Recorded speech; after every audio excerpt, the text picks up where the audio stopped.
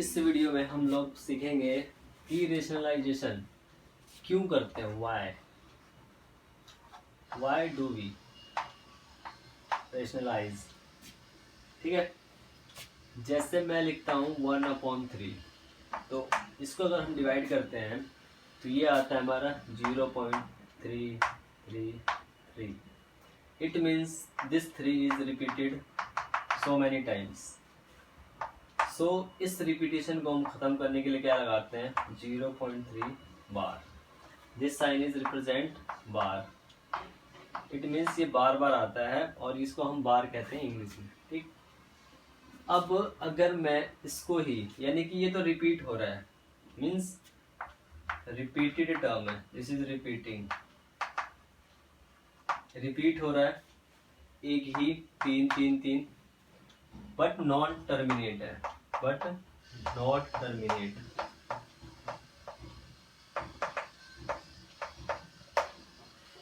Repeat हो रहा है लेकिन टर्मिनेट नहीं। टर्मिनेट का मतलब कि एंड होना, यानी कि ये एंड नहीं हो रहा है, खत्म नहीं हो रहा है। जैसे अगर आप 2/5 को डिवाइड करते हो तो 5/20 होता है। इट मीन्स मैं लिख सकता हूँ इसको कि 0 लगा के एक 0 उतार के 5/20। इट मीन्स ये डेसिमल के बाद क्या हो रहा है, एकदम एंड हो रहा है, यानी कि टर्मिनेट हो गया ये। क्लियर? तो इतना आप समझ गए। टर्मिनेट का मतलब कि कोई चीज हम डिवाइड कर रहे हैं तो डेसिमल के बाद वो एंड हो जाती है। बट कुछ टर्म्स ऐसी होती हैं जो कि चलती रहती हैं। और कुछ में क्या होता है कि अगर जैसे आपने देखा होगा कि जैसे लिख दिया मैंने 24, जैसे डेसिमल के बाद 0.242424। इट मीन्स आपका ये 24 रिपीट हो रहा है। यहाँ पर जो थी वो एक ही टर्म रिपीट हो रही थी 333, बट यहाँ पर 2 टर्म रिपीट हो रही है, किसी में 3 टर्म भी रिपीट हो सकती है। तो ये एक तरह से क्या बन रहा है, एक तरह से एक पैटर्न बना रहा है। ओके, एक पैटर्न बन रहा है यहाँ पर। तो किसी में पैटर्न बनता है, किसी में आपका सिंगल टर्म, जैसे ये 333 चल रहा है, रिपीट हो रहा है लेकिन खत्म नहीं हो रहा है, तो इसमें भी पैटर्न बन रहा है। ये भी आपका क्या है, नॉन टर्मिनेटिंग है एक तरह से, नॉन टर्मिनेटिंग इसे ही कहते हैं हम नॉन टर्मिनेटिंग, यानी कि जो कभी खत्म नहीं होता है, but repeating. Okay, but repeating, non terminating but repeating. तो ऐसे चीजों को तो हम फ्रैक्शन की फॉर्म में लिख लेते हैं। ये क्या है, आपका फ्रैक्शन है। 1/3 क्या है, फ्रैक्शन है। और आप इसको कह सकते हो, हम इसको रेशनल नंबर में भी लिख सकते हैं, रेशनल नंबर, जो कि आपकी क्या होती है, P/Q होती है। और Q कभी भी 0 नहीं होता है। ये होती है रेशनल नंबर की कंडीशन कि P/Q के फॉर्म में लिखते हैं और Q कभी 0 नहीं होता है। ओके, अब अगर मैं इसी में आपका क्या करूं कि थोड़ा सा चेंज करते हैं, क्योंकि हम टॉपिक पढ़ रहे हैं रेशनलाइजेशन, रेशनलाइजेशन क्या होता है और क्यों जरूरत पड़ती है करने के लिए। तो अगर मैं यहीं पे आपका 1/√3 लिख दूं, तो रूट में क्या है, √3 है। अब जो 3 है रूट में, अगर उसकी वैल्यू देखी जाए तो √3 की वैल्यू बुक्स में लिखी होती है जैसे 1.732, और आगे नंबर बहुत सारे होते हैं, 1, 8, 7, 5, कुछ भी, मतलब बहुत सारे होते हैं। तो ये कुछ ऐसे नंबर होते हैं, ना ही ये रिपीट हो रहे होते हैं, मतलब कि ये बिल्कुल एक जैसे नहीं होते, ना ही ये रिपीट होते हैं। ठीक है, ना ही इसमें कोई पैटर्न बनता है। इसमें आपको कोई पैटर्न नहीं दिखेगा, 7 आ गया, कभी 3 आ गया, कभी 0 आएगा, कभी 1 आएगा, कभी 8 आ जाएगा, कभी कुछ आ जाएगा। ना ही रिपीट होते हैं, ना ही पैटर्न बनता है, और ना ही क्या होते हैं, ये टर्मिनेट होते हैं, और ना ही कभी खत्म होंगे। सिंपल सी बात है।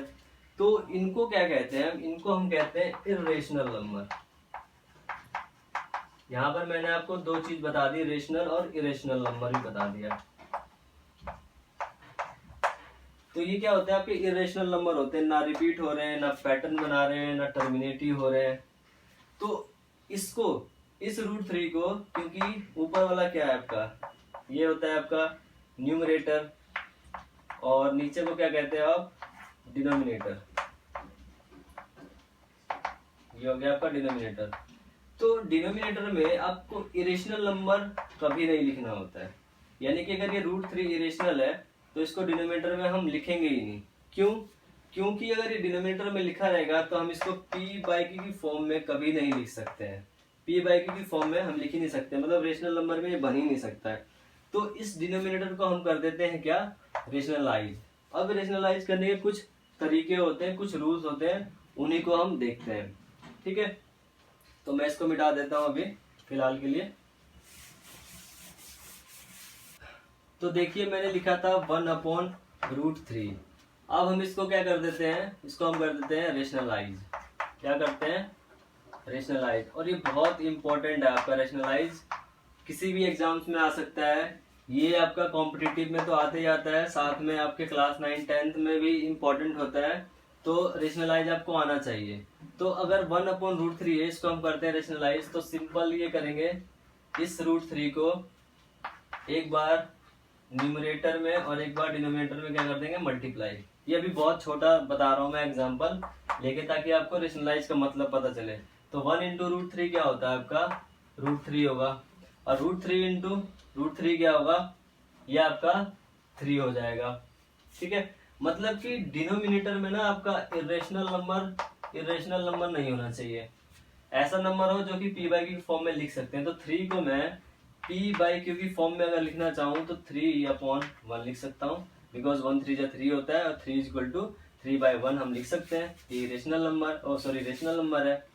तो आपका न्यूमरेटर में आपका √3 चलेगा, बट डिनोमिनेटर में कभी भी रेशनल नंबर नहीं होना चाहिए, इसलिए हम रेशनलाइज कर देते हैं। तो ये तो हो गया सिंपल सा एक कॉन्सेप्ट कि आपने इस डिनोमिनेटर को रेशनलाइज करके √3/3 लिख दिया। ओके, अब एक बढ़िया सा कोई क्वेश्चन लेते हैं, उसको हम सॉल्व करते हैं। तो एक क्वेश्चन मैं यहाँ पर लिख रहा हूँ, उसको हम करेंगे रेशनलाइज क्या, किसको, डिनोमिनेटर को, क्योंकि मैं ऑलरेडी आपको बता दिया है कि हमेशा डिनोमिनेटर को कभी कभी न्यूमरेटर में भी करना पड़ता है।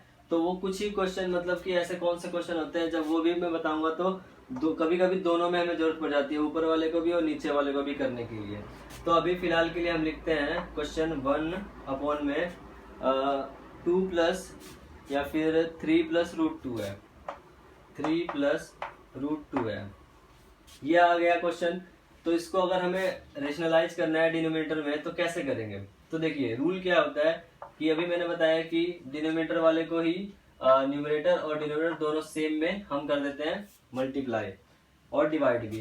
तो यहाँ पर जो सबसे पहली बात ये ध्यान रहे रूल में कि पहला जो पॉजिटिव होता है ना, जैसे कि साइन में इसमें ध्यान रखना है, प्लस है तो रेशनलाइज करते समय ये चेंज हो जाएगा माइनस में, और ये सेम रहेगा आपका इधर भी।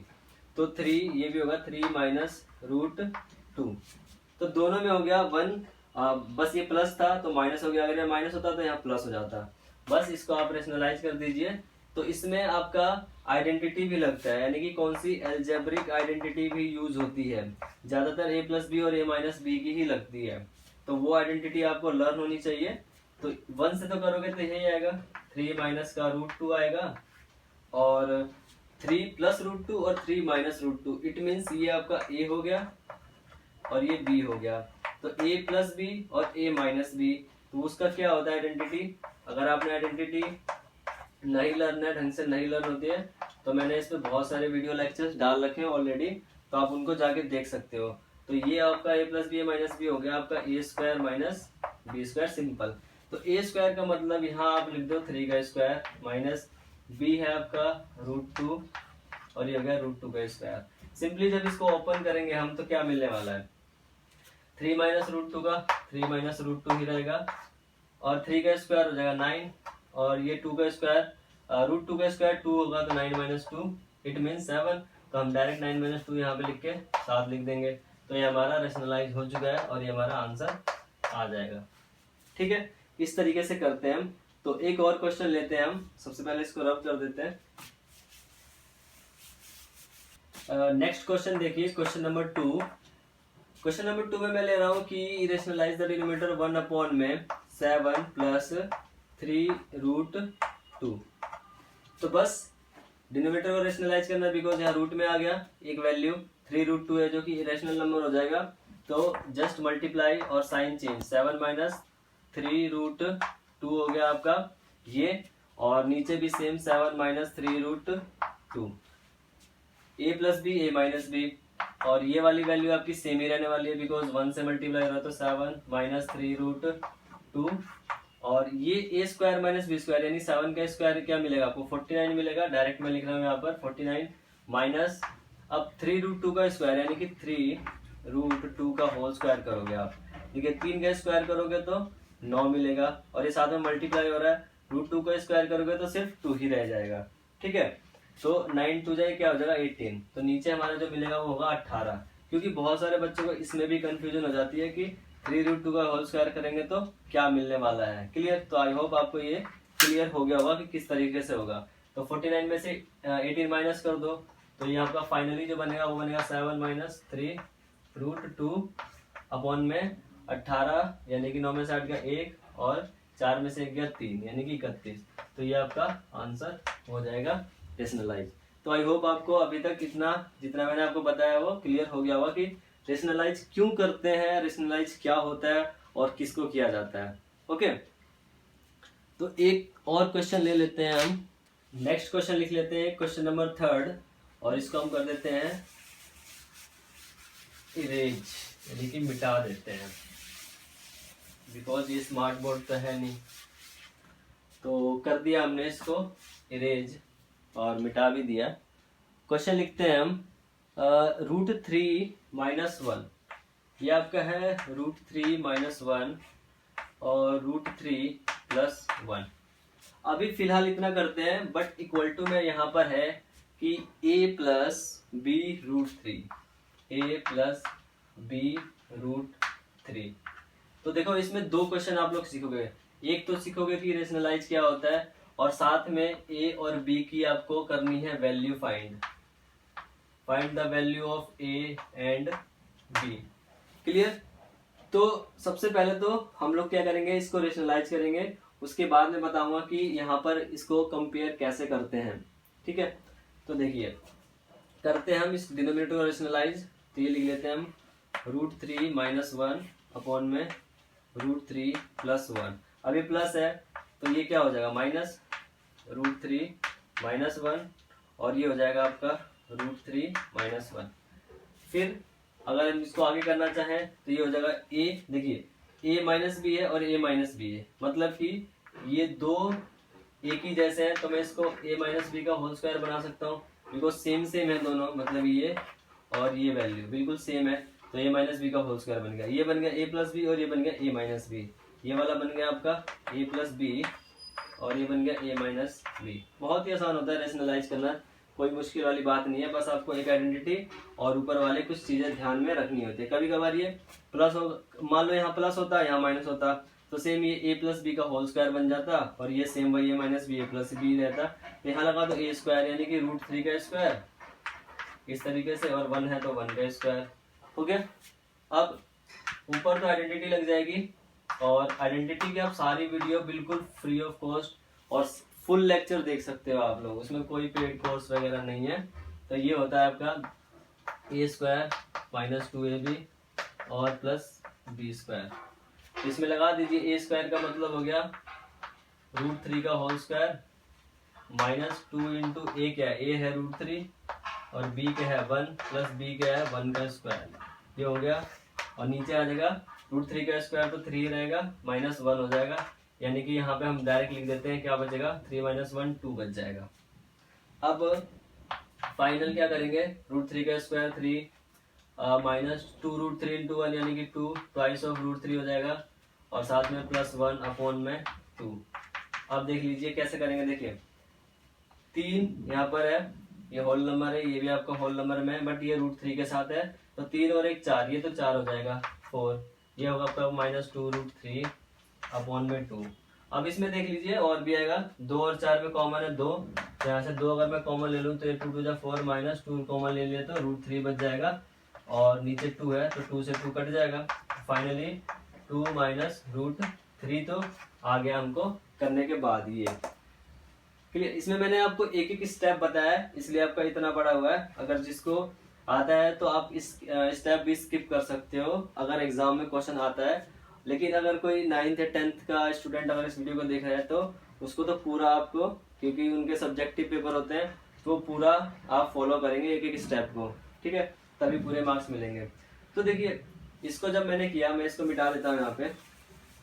करने के बाद मेरा आया 2 माइनस रूट 3। तो पूछेगा ए और बी की वैल्यू क्या होगी, क्लियर। तो देखो इरेशनल के साथ इरेशनल का कंपैरिजन करोगे, यानी कि रूट 3 के साथ इसको कंपेयर करोगे और इस 2 के साथ इसको कंपेयर करोगे, ठीक है। यानी ए की वैल्यू तो 2 हो जाएगी, क्या हो जाएगी, अगर आप रख के देखना चाहो तो 2 इज इक्वल टू ए मिल रहा है, यानी ए की वैल्यू 2 हो जाएगी। इस तरीके से यहाँ है minus root 3 is equal to b root 3। तो आप देखोगे यहाँ से कि रूट 3 और रूट 3, चाहो तो आप इसको ऐसे और ऐसे काट भी सकते हो, ये हो जाएगा आपका -1 इज इक्वल टू बी, ठीक है। क्योंकि अब बी है और बी के साथ इधर और इधर इसको मल्टीप्लाई में इधर लाके डिवाइड करोगे तो रूट थ्री कट जाएगा, तो बी की वैल्यू इस तरीके से क्या आ जाएगी आपकी -1। तो ये हमारा क्या हो जाएगा, इसका आंसर हो जाएगा, ओके। तो ए की वैल्यू 2 आ जाएगी और बी की वैल्यू क्या आ जाएगी -1। तो आई होप आपको इतना क्लियर हो गया होगा रेशनलाइजेशन में। नेक्स्ट वीडियो में हम इससे रिलेटेड कोई कुछ और बेहतरीन अच्छे सवाल करेंगे, ताकि जो आपका रेशनलाइजेशन का कॉन्सेप्ट है वो एकदम क्लियर हो जाए।